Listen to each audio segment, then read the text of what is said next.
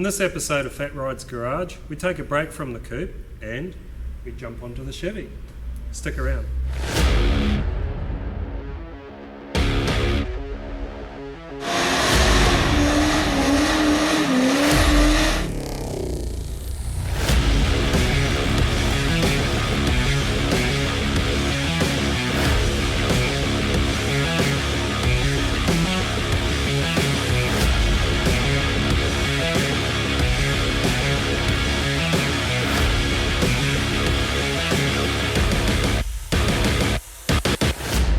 G'day guys, welcome back to the channel, and in this episode we're having a bit of a change of pace because we rearranged the workshop a little bit to fit the cranes and due to the building being painted.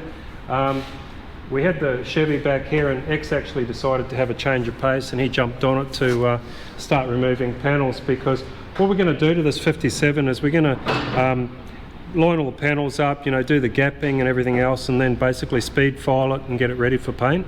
So we'll just come and have a bit of a walk around and see where we're up to. So he's obviously taken all the front off, and at the moment he's just working on the back here. He's got, how you going, X? Hey.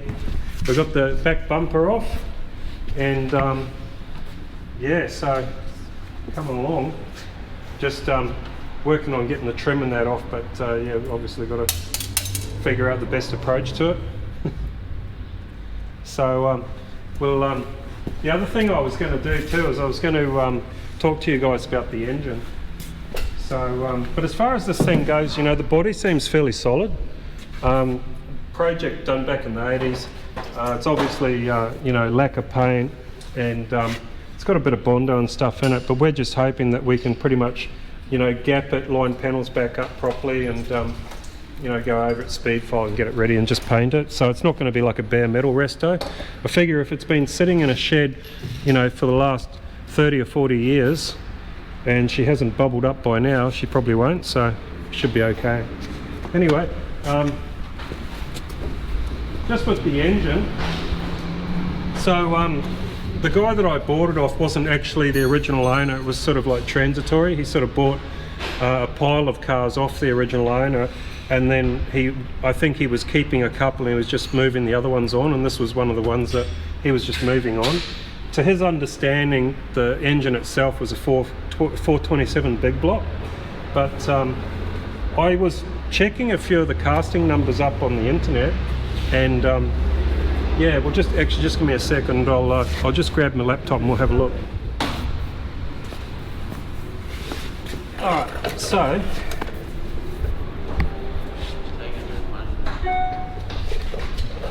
if you come around the back here, it'll show you a casting number.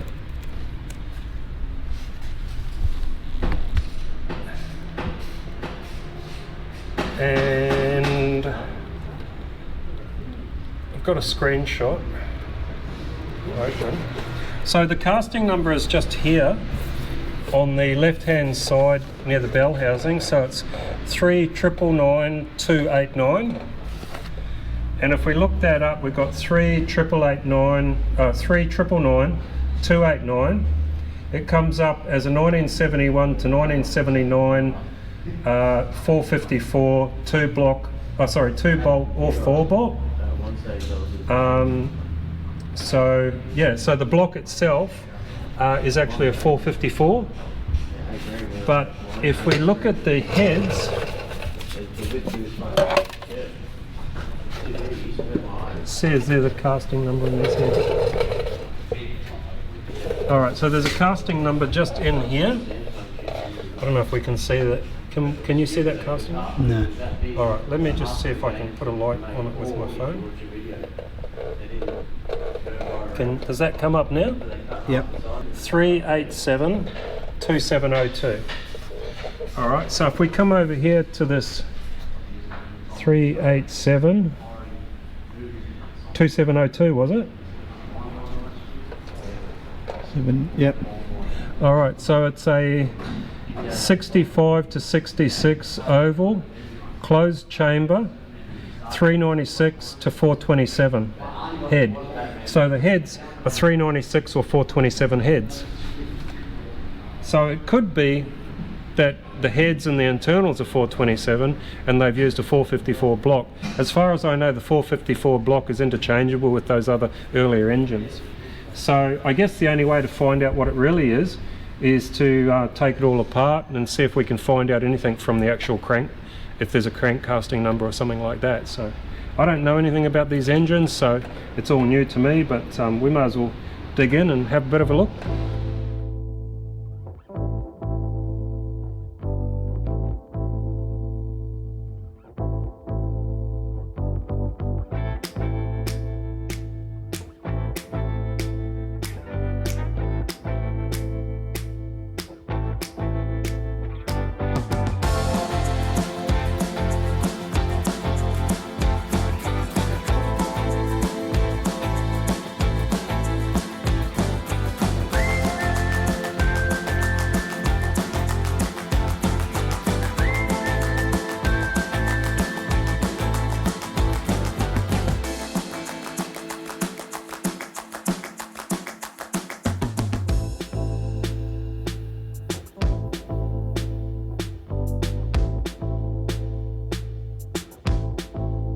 So hands up those of you who don't trust these cheap Chinese engine stands.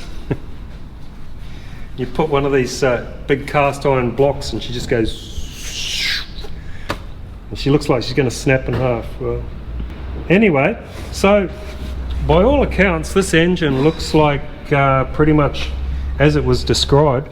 The bloke I bought it off said it had been actually rebuilt in the 80s and never been started or used, and from what I can see, looks like it's never been started or used. You can still see down here the assembly lube on the cam journals. These all look nice. Everything looks fairly clean. So what I'll do now is I think I'll go ahead and remove the heads, because we know that these heads are 65 to 66, 396 to 427 heads, closed chambers. We know what they are. We know the block is a 454 block. What we don't know is what conrods, pistons and crankshaft it has. So we'll go ahead and we'll rip these heads off, spin it upside down, take the sump off and check it out.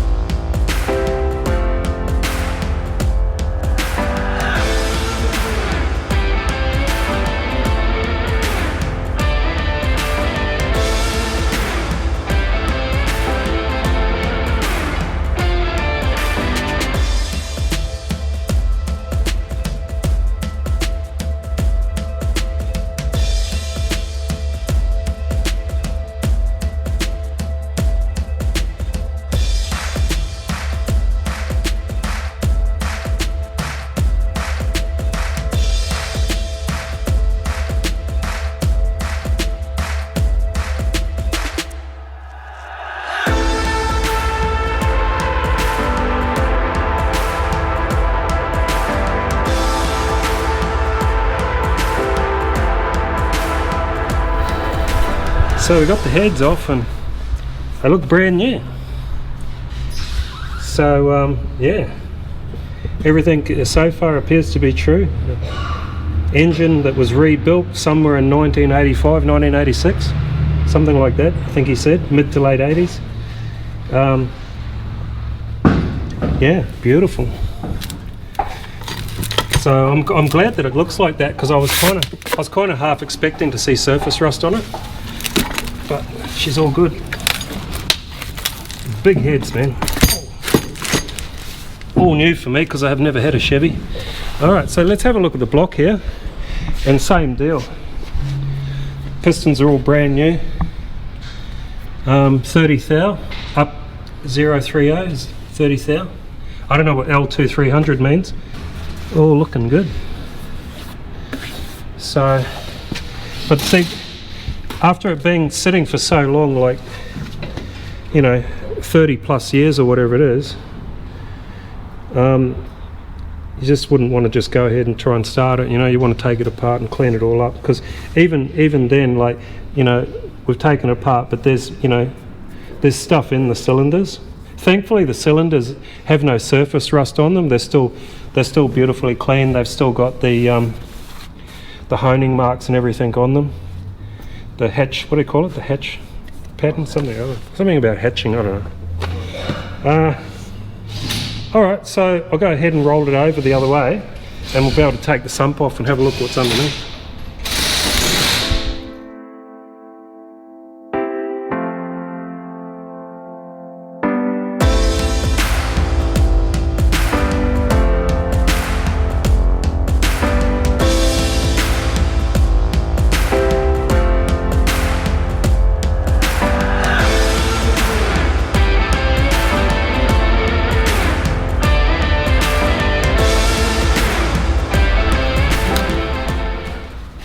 Alright, so we've got the pan off, and what I was hoping to find is a casting number on the crank, but to be honest, I don't know where it is. So probably what I should have done is done my research before I bothered switching the camera on.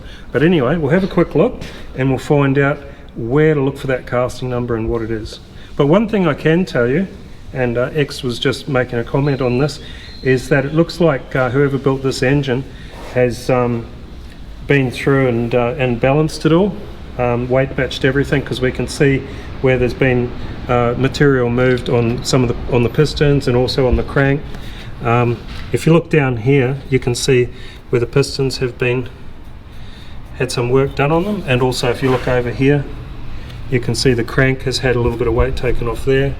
So look, I'm no engine expert, I don't know, but it appears that somebody knew what they were doing. Anyway, we'll find out where this number is. I mean, I can see a number there, 622 something. Get my laptop and I'll have a quick look. I did my little bit of Googling, and if we have a look here, I've looked up casting numbers for Chevy big block crankshafts, and the first one that comes up is 6223, and the engines that it applies to are 396, 402 and 427 with two-piece rear main seal. So we notice here, if we have a look at the front of the crankshaft, there's a casting in there, 6223. So far we know the crankshaft's 427, we know the heads are 427, we know the block is 454. But from what I can gather, it doesn't matter, you know, that the blocks are 454, because it's pretty much a very similar block to the 396 and the 427. So it appears that they've used a 454 block, but they've put everything else from a 427 on it. So I guess the only other thing is conrod casting numbers, but I don't actually know where they would be, or if there is any. So if any of you guys out there are engine experts, just forgive the illiteracy and the stupidity. I don't know what I'm looking at. That's why I'm Googling it. Connecting rod decode. All big block rods have a 6.135 center length and a 2.325 inch rod journal. The part numbers for Chevrolet rods are identical for each year. Oh, okay. So the length is all 6.135, the journal is all 2.2, the pins are all 0.990, etc. The only difference I can see is in the weights. So there's just a slight variance in some of the weights. So we know now that with this engine, I'm basically not going to have any machining done. I'm not going to have any part replacements or anything. I'm just going to need to give it I'm going to take it apart and I'm going to give it a really good clean. I'm going to reassemble it with all new lube and everything, and new gaskets set, new seals and everything, and just replace things that need replacing. I noticed that the crank pulleys need replacing. I might replace that oil filter too, by the way, just in passing. It's been interesting. Engine archaeology. So just looking at the engines that the 57s came out with, there were two 283 cubic inch V8s. One was a turbo fire twin barrel carburetor producing 185 horsepower, and there was a super turbo fire. Alright, totally lost my place. But anyway, that's what you got.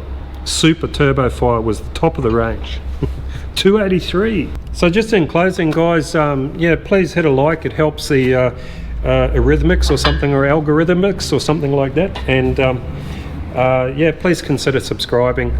You know, the more subscribers we get, the bigger the channel will get, and that's hopefully, you know, down the line, if the channel gets big enough, it'll actually help with the cars that we do and the projects that we build here. So anyway, thanks again for watching, and I hope you enjoyed it.